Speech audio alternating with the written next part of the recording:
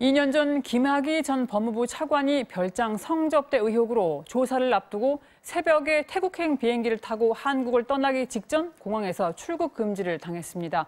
그런데 이 출국 금지 근거가 됐던 서류가 허위로 만들어졌다는 의혹이 나왔죠. 검찰이 어제 법무부와 당시 수사 담당자 사무실을 압수수색했습니다.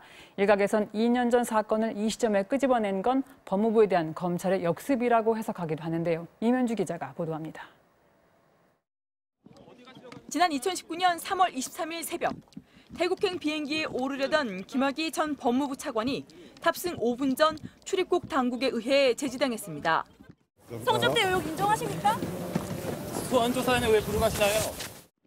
2013년 이른바 별장 성접대 의혹이 불거졌지만 전혀 처벌받지 않은 김학의 전 차관.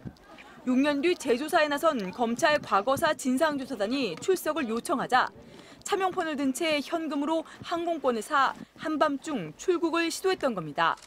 석 달 뒤 김 전 차관은 재판에 넘겨졌고 뇌물을 받은 혐의가 작년 10월 항소심에서 유죄로 인정된 상태입니다.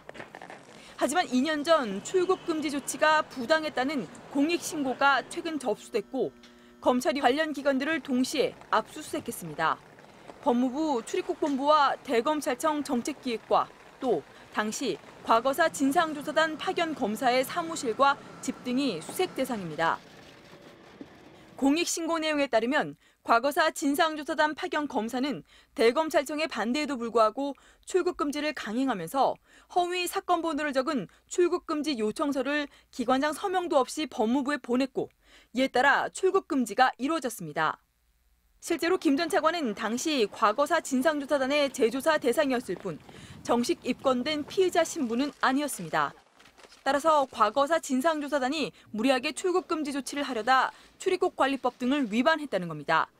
검찰은 확보한 전산 기록 등을 분석한 뒤 조만간 출국 금지에 관여한 파견 검사 등 당사자들을 불러 조사할 예정입니다. MBC 뉴스 임현주입니다.